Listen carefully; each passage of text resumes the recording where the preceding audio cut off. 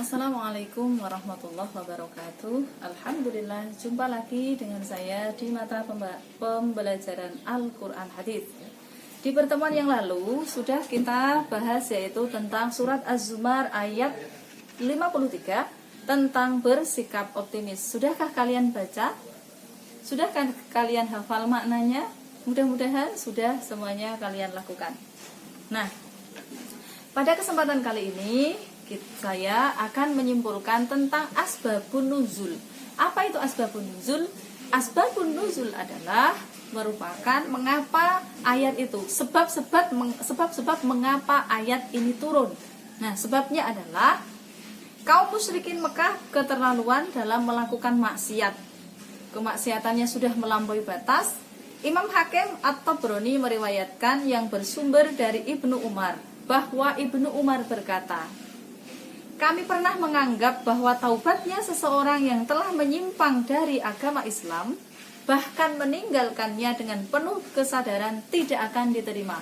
Ibnu Umar mengatakan, wong yang sudah melakukan kemaksiatan, itu semuanya sudah tidak akan diampuni oleh Allah. Nah, ayat ini sebagai bantahan bahwa seseorang itu walaupun melakukan kemaksiatan, melakukan dosa besar, kemudian dia bertaubat, taubatan nasuha, dan dia tidak melakukan dosa syirik, menyekutukan Allah, maka taubatnya akan diterima oleh Allah Subhanahu wa ta'ala.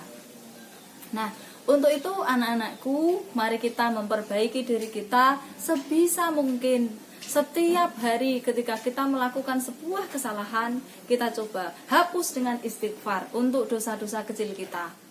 Dan ketika dosa besar yang kita lakukan, maka kita harus bertobat kepada Allah Subhanahu wa ta'ala. Nah, kita lanjutkan. Kemudian inti dari surat Az-Zumar adalah yang pertama, sebagai seorang muslim, kita dilarang oleh Allah Subhanahu wa ta'ala untuk bersikap putus asa. Kita tidak boleh menyerah. Karena apa? Larangan ini tidak hanya untuk orang yang telah melampaui batas saja, melainkan untuk orang yang beriman dan mengharap pertolongan Allah Subhanahu wa ta'ala.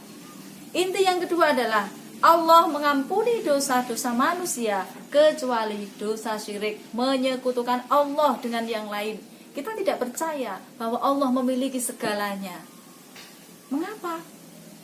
Kok bisa? Contohnya saja, sudah banyak di antara kita ini yang melihat mau punya kerja, ameh duwe gawe, memberikan persembahan di pertigaan, di perempatan, itu merupakan dosa syirik. Dan secara tidak sengaja ataupun disengaja sudah kita lakukan. Yang ketiga adalah menegaskan bahwa Dialah Allah, Tuhan yang Maha Pengampun lagi Maha Penyayang. Seberapapun dosa hamba-hambanya, itu pasti akan diampuni oleh Allah Subhanahu wa ta'ala. Selama tadi satu syaratnya, tidak menyekutukan Allah. Jangan sekutukan Allah dengan apapun. Jangan sekutukan Allah dengan setan gepeng. Nah, setan gepeng tahu toh? HP kita itu tadi. Itu semua adalah setan gepeng. Kita lebih peduli dengan HP kita daripada seruan-seruan Allah. Nah, lantas bagaimana keterkaitan ayat tersebut dalam kehidupan kita sehari-hari? Yang pertama, sebagai pelajar Muhammadiyah, kita dituntut menjadi pribadi yang unggul dalam prestasi ataupun ibadah. Unggul dalam prestasi dan ibadah, unggul dalam segi ilmu dan yang lain. Tidak hanya unggul dalam bidang-bidang yang lain, unggul dalam memiliki tubuh yang aduhai, tubuh yang besar dan lain sebagainya. Bukan, tetapi wujudkan dengan prestasi dan ibadah yang baik. Yang kedua, untuk meraih cita-cita tentu mendapati hambatan, maka jangan patah semangat. Hambatan itu merupakan ujian dari Allah Subhanahu wa ta'ala. Ujian itu sudah disesuaikan dengan kemampuan kita masing-masing. Ada yang diuji dengan faktor A, faktor B, faktor Z, dan kita nggak boleh yang namanya iri dengan ujian orang lain. Karena masing-masing orang itu ujiannya berbeda-beda sesuai dengan tingkat keimanan kita masing-masing. Ketika kita diuji, artinya apa? Artinya Allah sayang dengan kita, Allah peduli dengan kita, Allah ingin derajat kita naik ke tingkat yang lebih tinggi. Maka sabarlah dengan ujian. Nah, kemudian yang ketiga, di mana bumi dipijak, di situ langit dijunjung. Setiap tempat pasti memiliki aturan masing-masing yang harus ditaati. Sebagaimana kalian di SMP Muhammadiyah ini juga memiliki aturan-aturan sendiri yang kalian harus menyesuaikan diri. Contohnya adalah ada yang namanya bagaimana ketika kita sekolahnya adalah sekolah normal, maka kita harus ikut aturan tilawah dan sholat duha. Itu yang harus kita lakukan. Tidak memakai pakaian selain seragam sekolah ketika bersekolah, tidak memakai sendal jepit dimanapun, tidak boleh itu. Kemudian rambutnya dicat warna-warni, toh kita bukan artis, ora terkenal, ya kan? Nggak terkenal.